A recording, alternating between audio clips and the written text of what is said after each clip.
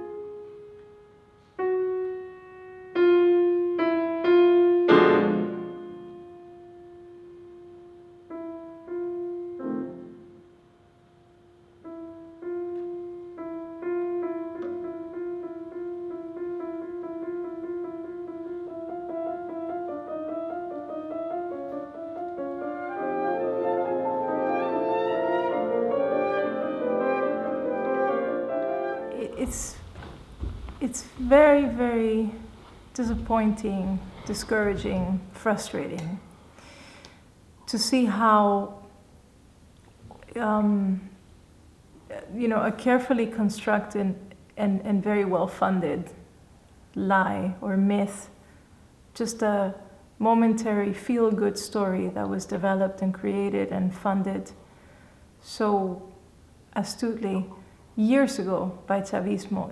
It's very hard to, like I said, make people actually want to land on the ground and actually understand and see what is happening in Venezuela. When you have, big press outlets like The Guardian or many others, still at this point today, with everything that is happening in Venezuela, denying what we've gone through, what we're going through, denying that this is a humanitarian crisis on a level that hasn't been seen before in Venezuela. And not only that, the humanitarian crisis aspect, but the whole environment that this was created in, the narco mafia, the terrorist ties, everything that we know is fact. It's not fiction. When we see these very influential sources of news still wanting to spin a story that is not true, spin a story about the benevolence of Chavismo, the benevolence of the ideas of Chavez, you feel very, very small, and you understand that we all need to come together to confront these stories with a counter-narrative that actually tells the truth. Because I, as a Venezuelan, know better than anyone what is happening in Venezuela. And when somebody else who has an interest in telling a different story interrupts what we're trying to say as Venezuelan, is not only interrupt it, but they actually try and intercept the help that we need so much as a country, I take it very personally. And it makes me very, very upset. This conversation about compassion and empathy, caring for one another, which the left wants to own, and the left has decided that it belongs only to them, is quite hypocritical, because the intellectuals and the left of today, even today, are still defending a system, are still defending an entity, which is a narco-mafia, not even a government anymore, which has banished any hope of progress or wealth being in my country. The poor are poorer than ever. We have never seen so much misery, and yet the left continues to want to support a system that is systematically killing my people, that has suffocated my country on every level.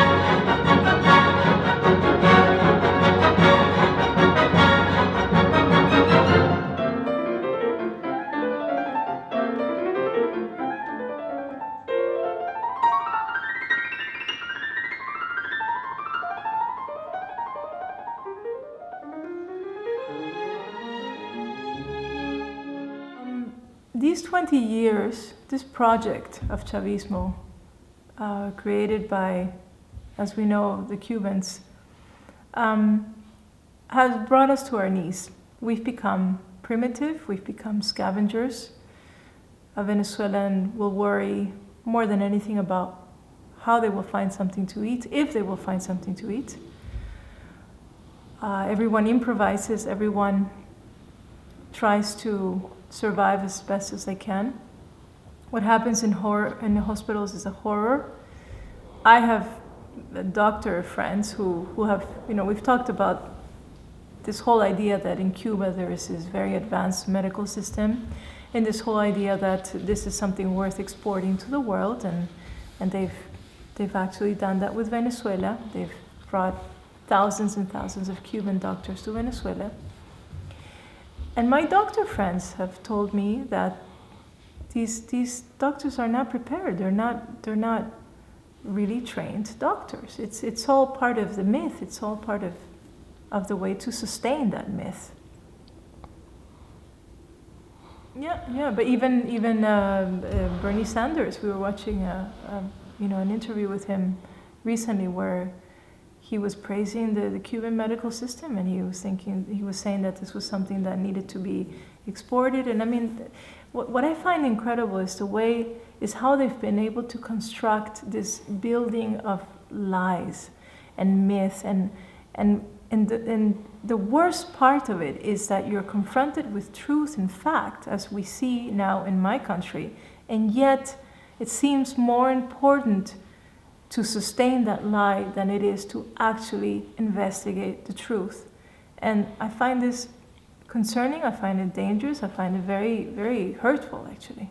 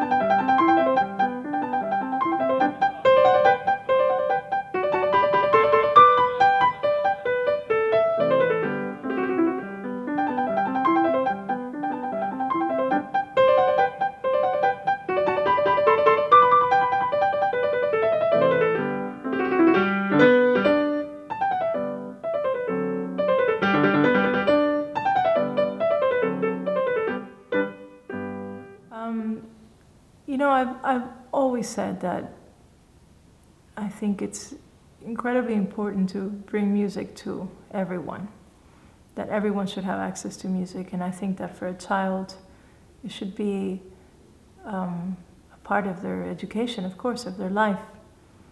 I think a child, when you bring them beauty and meaning and something that's intangible, it can only be good for them, of course. The Sistema, the idea of the Sistema, the bullet points, let's say, of what it is said to represent are beautiful, of course. In principle, it's beautiful. The problem is that beneath all of that, there are all of these layers of problems and layers of unfortunate situations that are hidden by that beautiful story again. And sometimes I feel that as an artist, I've become not just the artist, but also a journalist and somehow a political being with this, because I feel that it's important to investigate and to really get to the essence of a situation. And with the Sistema, unfortunately, the idea has been wonderful. There are wonderful people in it, but what I'm interested in more than anything is protecting those wonderful people and actually confronting the things that shouldn't be happening. What people have to understand is that Chavez didn't care about classical music. In fact, he was completely opposed. He was absolutely opposed to classical music because it represented the bourgeois, it represented money, it represented this that he resented so much. When he saw the benefit of having the Sistema as its most valuable propaganda machinery, he understood that the better he funded these children that the world fell in love with through music, that were directly going into the elites, going into the intellectual circles of the world through the concert hall and through classical music, he understood that his revolution, his message of what he was trying to create, or sell actually, was going to be very well distributed. And for this he paid a very high price. Once you take music and you take something that should be pure and something that should be of the highest human expression, and you prostitute it to become, to be at the service of a government, like it has been for the last years, actually owned by the Venezuelan government, then you corrupt the whole message. Then you become walking billboards. You become a billboard that plays a violin while wearing the flag of Venezuela, the flag that was altered by Chavez for his purpose of selling a different kind of country, not the flag that belongs to us, a different flag. I don't think the Sistema as such can survive, because it's the implications of what it became and what it sold itself for, I think, are too great. And I think that within the Sistema there will have to be some kind of a cleansing. There'll have to be a restructuring. I don't think as it is it can survive. I hope that we will be able to have a classical music system in Venezuela, because there's so much talent in Venezuela. I hope that we'll be able to have a transparent and independent musical system that will never again be attached to a government, and it will never serve a government. But this has to start from zero. It has to start from the beginning. It cannot be the same people. I don't think so.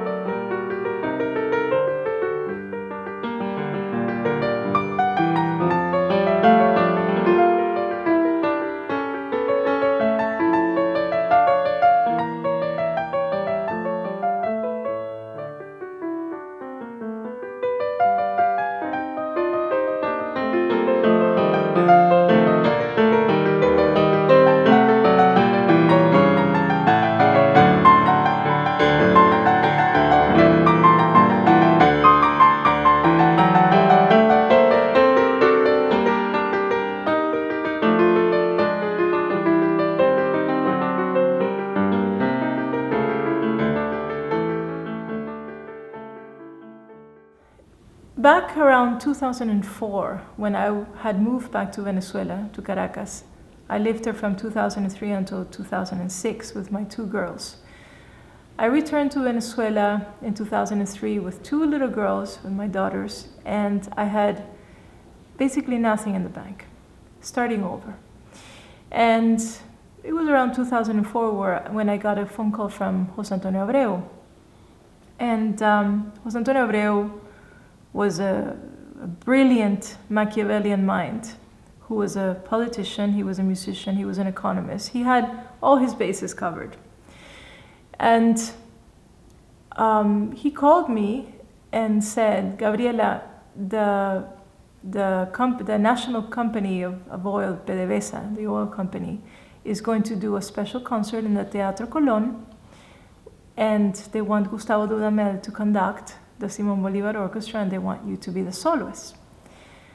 As soon as I heard PDVSA, the national oil company of Venezuela, which had been nationalized by Chavez, and was his personal, checkbook, basically, I said no. And again, he repeated, he said, this is a very important concert. It will be very important for your career. You're going to be the star. That's how he sold things. And I kept listening on the phone. And again, I said to him, José Antonio, no. You know that I will never do anything for the government. When he started to get angry with me and realized that that was not going to do it, he took out his last card and he said to me, look, Gabriela, if you do this concert for the Venezuelan government, they will take care of you and you will never have to work again. And I was a single mom. I had very little money in the bank. It was a very low point in my life, but it was the easiest decision I ever made, because immediately from my gut, I said to this man that nobody said no to. I said to José Antonio, José Antonio, I don't have a price.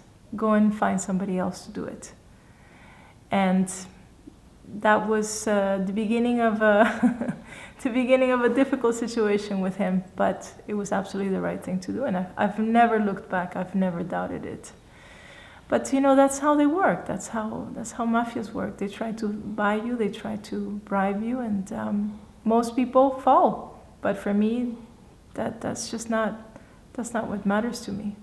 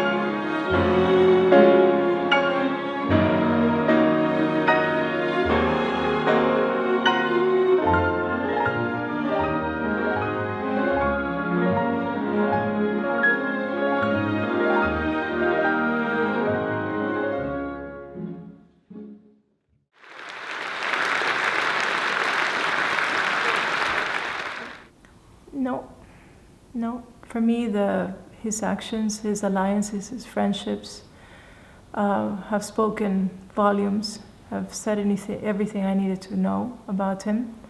His close relationship with Chavismo, his close relationship with top figures of Chavismo who have been detrimental to Venezuela and have been instrumental in the destruction of Venezuela. are well known, and I don't have anything to say to someone like that. And I think that his recent attitude has much more to do with seeing an opportunity of changing sides, knowing that that ship is sinking, with anything that comes from the heart or anything that's sincere. I think it's a bit late for that, in my opinion. True. Definitely, he's a very powerful person, and he has a whole machinery and a whole, I'm gonna say tentacles of all kinds that very few people have. There's a lot of power in that. But I think there's a lot of power in doing good as well. And for me, that's the higher value. That's definitely the only important currency, in my opinion. Yes, that's another conversation to have, which I think would be very interesting, is the attraction to celebrity above anything else. The power that celebrity holds, where celebrities seem to exist and conquer only because of their celebrity status, but who they are as people and their values don't seem to matter that much. What they actually contribute to society doesn't seem to matter that much. So what I would like to do now is just to say a few words for my country, for Venezuela. This is a necklace I had made with the colors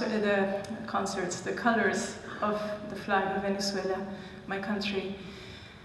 I'm not going to improvise on Venezuela, because then it would be quite sad. So I will improvise and dedicate this improvisation to my country, which is, as you know, now very much in the news and very much going through the most difficult time of our history. So please read about Venezuela, find out what's happening. I want the world to listen to us and to understand how difficult it has been for us all these years. So the improvisation will be dedicated to my country, but I would like you to suggest a musical theme, to sing a few notes for me, and I will, yes, you have to sing, and just of a famous, recognizable theme. It can be anything, maybe something Swiss, maybe something from here, and then I play it a few times to remember it, because if it's Swiss, I won't know it, and I go into an improvisation which is completely in the moment. It never happens again, there's nothing written, it disappears. And that's what I love about improvisation. It's something I have done since I was a little girl. It's a language. It's what I call my musical playground. And even I don't know what's going to happen. So, who would like to sing me a few notes of a theme? Imagine this is Mozart's time and Beethoven's time. This is what they used to do. So, yes, something well known.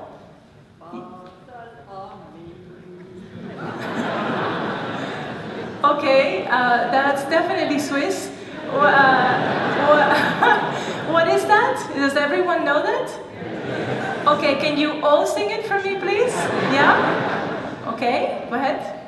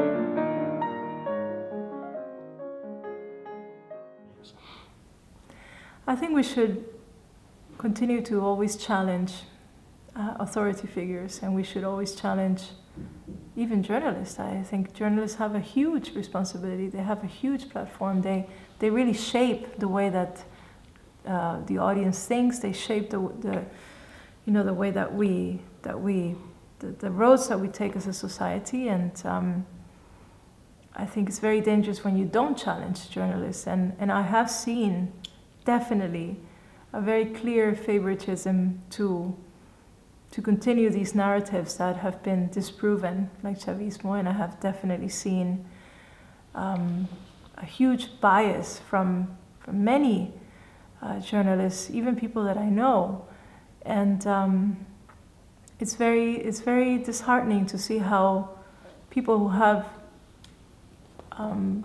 such a role to play in our society and in our future and present don't seem to take into account that they have to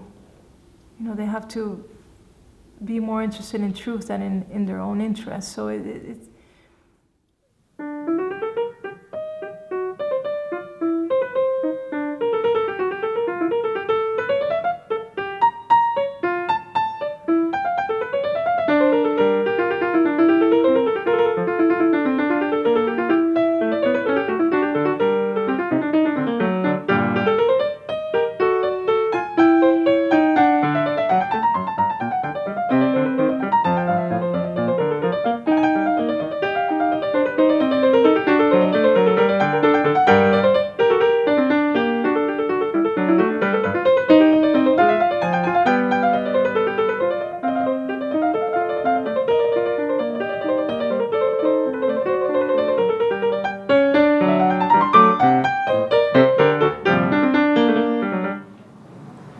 for those of you who aspire to be musicians, the best advice I can give you is to live.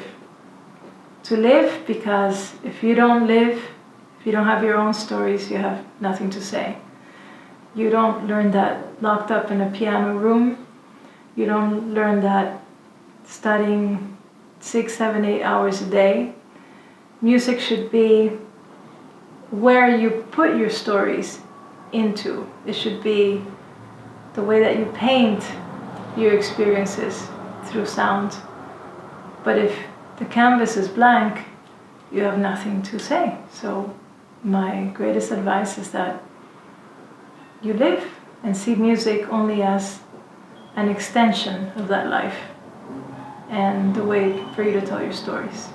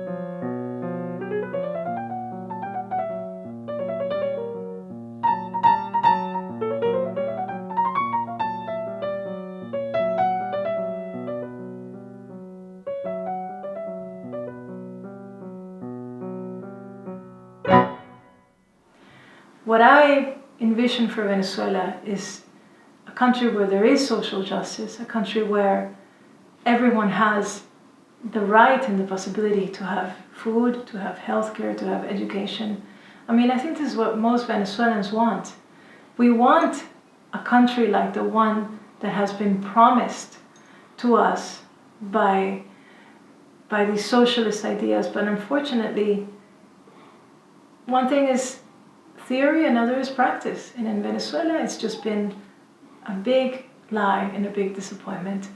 And what I want for Venezuela is a time where there are no divisions, where there is nobody suffering or going hungry. A country where I will be able to visit without bodyguards and without bulletproof car, without privileges that 99% of the population don't have. And I want a Venezuela where there is a present and there is a future, and there will be no more victims of homicide by the government with a bullet through the forehead, as there have been so many over the years. And I want a Venezuela, I want a country where the children can really, really reach their full potential and not a propaganda version of it. I want it to be real, and I want it to be the right of every child, and I want mothers to be able to know that their children will be able to make a life in their own country and not have to leave like so many. I don't want broken families. I don't want more death. I don't want more violence. I don't want anyone taking away our dignity. I want a country where we all have a shot, we all have a chance at fulfilling our dreams.